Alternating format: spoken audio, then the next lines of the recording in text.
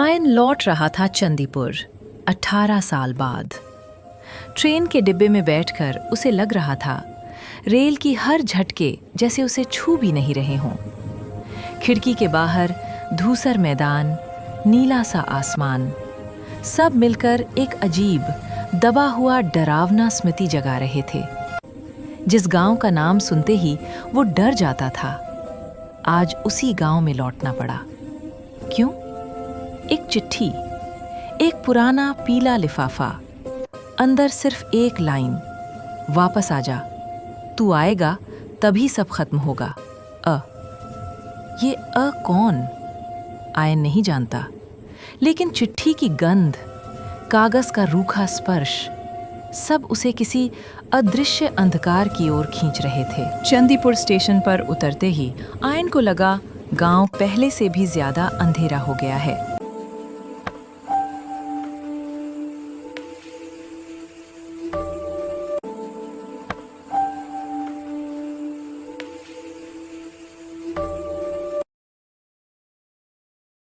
किधर जाएंगे बागो?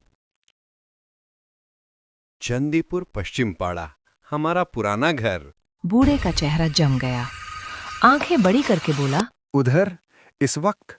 बूढ़ा धीमे से फुसफुसाया, यहाँ रात कब उतर आए कोई नहीं जानता। आयन ने बात नहीं बढ़ाई और चल पड़ा। पसल में बने तालाब के शांत पानी में उसने देखा कुछ चेहरे तैर रहे थे।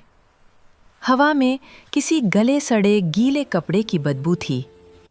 थोड़ा आगे एक नीली फ्रॉक पहनी लड़की खड़ी थी। उसकी आंखें असामान्य रूप से बड़ी। कौन हो तुम? लड़की फुसफुसाई, तुम लौट आए, इसलिए वे जाग रहे हैं। वे कौन? लड़की धीरे धीरे हवा में घुल गई, जो कभी मरे ही नहीं। पुराना अस्पताल, दरवाजा जंग लगा हुआ, फिर भी लगता था जैसे अंदर से कोई धक्का दे रहा हो। अचानक पीछे से आवाज आई, आयन। आयन पलटा, कोई नहीं, सिर्फ बासी दवाई और मुर्दों की गंध।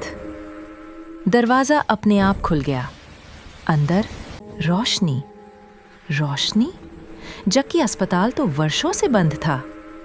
अंदर एक आदमी खड़ा था, लंबा, सूखा, लेकिन आंखों में अजीब चमक। डॉक्टर रोशन। तू आ गया आखिरकार। वे इंतजार कर रहे थे। आप अभी भी जिंदा है? डॉक्टर मुस्कुराया। डॉक्टर कभी पूरी तरह मरते हैं क्या? अस्पताल की टूटी दीवारों के बीच डॉक्टर बताने लगे, बुखार बाहर से नहीं आया, यहीं पैदा हुआ था। एक मरीज, सीता, मरने के बाद भी जो सांस ले रही थी, आंख खोलकर पहला वाक्य बोली, मैं लौट आई हूं। फिर उसकी देह का इस्तेमाल कर आत्माएं फैलने लगी। गांव में बुखार बढ़ा, अधमरे शरीर रात में चलते रहे। फिर डॉक्टर ने पूछा, तू तो जानता है पिची को? आयन सन, पिची, उसकी बचपन की दोस्त, बुखार से मरी, मृत घोषित, लेकिन शव कभी मिला नहीं। डॉक्टर धीरे बोले, उसी ने तुझे बुलाया है। अचानक अस्पताल की गलियारे में नीली फ्रॉक वाली परछाई दौड़ी। आयन का दिल जोर जोर से धड़कने लगा।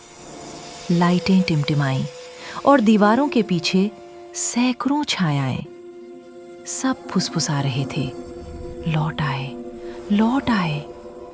डॉक्टर बोले, उस रात तूने दरवाजा बंद कर दिया था अयन, उनकी मुक्ति रोकती थी। आज वे तेरा इंतजार कर रहे हैं। आयन भागना चाहता था, लेकिन पांव जैसे जम गए। पिची आगे आई, आंखें काली गहराई वाली, लेकिन चेहरे पर हल्की मुस्कान। सब इंतजार कर रहा है, तू आएगा तो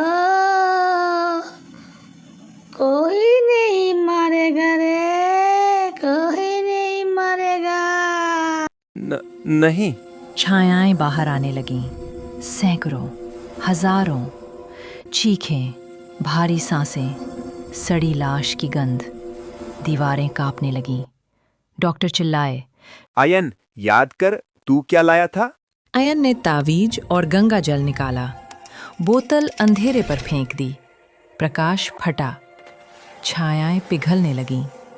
पिछी धीमे बोली, धन्यवाद आयन, अब मैं सच में जा सकूंगी।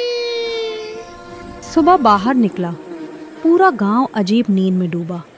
लोग चल रहे हैं, लेकिन आंखों में कोई जीवन नहीं।